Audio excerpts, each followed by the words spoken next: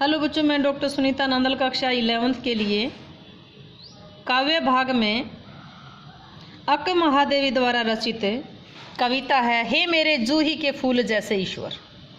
इससे पहली कविता हमने पढ़ी थी हे भूख मत मचल। ये जो कवित्री है ये कन्नड़ भाषा की कवित्री है। कन्नड़ भाषा का अनुवाद श्री केदारनाथ जी ने किया है।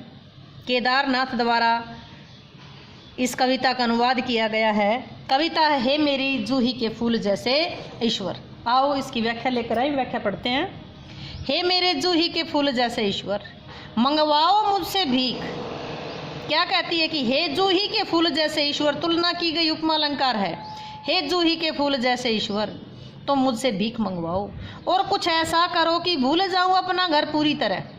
झोली फैलाऊं न मिले भीख, कोई हाथ बढ़ाए कुछ देने को तो वह नीचे गिर जाए नीचे, और यदि मैं झुकूं उसे उठाने तो कोई कुत्ता आ जाए और उसे झपट कर छीन ले मुझसे।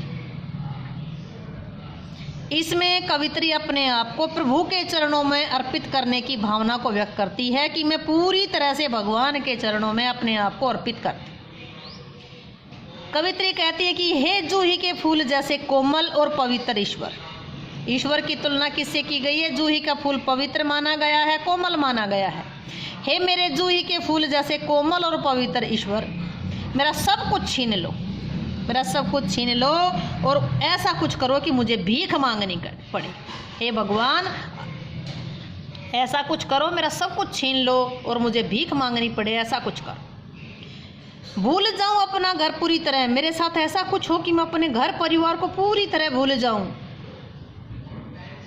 और भीख मांगने के लिए अपनी झोली फैलाऊं, और सबसे भीख मांगने के लिए अपनी झोली फैलाऊं, और जब कोई मेरी तरफ भीख देने के लिए, कुछ देने के लिए हाथ बढ़ाए तो मेरी झोली में ना आए बल्कि वो नीचे गिर जाए। ऐसा कुछ करो कि मैं अपने घर परिवार को भूल जाऊं और मैं भीख मांगने लगूं, झोली फैलाऊं, और जो कोई भीख कुछ देने के लिए मेरी तरफ हाथ बढ़ाए तो वो झोली में ना डले बल्कि नीचे गिर जाए।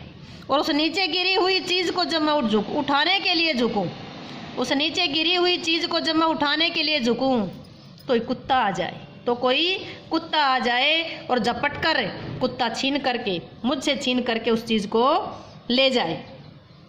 यदि मैं उसे उठाने का प्रयत्न करूं तो तभी कोई कुत्ता आ जाए और मुझसे छीन कर ले जाए। मैं मजबूर हो जाऊं, मेरा अहंकार नष्ट हो जाए, तभी मैं तुम्हारे प्रति समर्पित हो सकती हूँ। तभी मैं अपने आप को भगवान के चरणों में न्यौछावर कर सकती हूँ। इसमें कवित्री अक महादेवी ने भौतिक वस्तुओं को प्रभु भक्ति के मार्ग से भटकने का कारण बताया है कि जो चीज़ें सांसारिक चीज़ें हैं वो भगवान की भक्ति से भटका रही हैं। इसलिए मैं इन सारी चीज़ों को त्याग देना चाहती हूँ और पूर्ण रूप से भगवान के चरणों में समर्पित होना चाहती हूँ। भाषा है सरल सरस है, चित्रात्मक शैली। भाषा सरल सहज और भावानुकूल है, चित्रात्मक शैली है।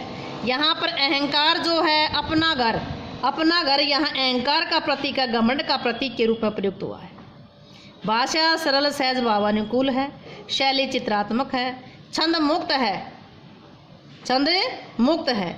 भाषा शैली छंद अलंकार अनुप्रास आया है। प्रसाद गुण, शांत रस, दृश्य विमराभिदा शब्द शक्ति है। उम्मीद है कि ये व्याख्या आपको अच्छे से समझ आई होगी। समझ आई है तो वीडियो को लाइक करें, शेयर करें, चैनल को सब्सक्राइब करना ना भूलें।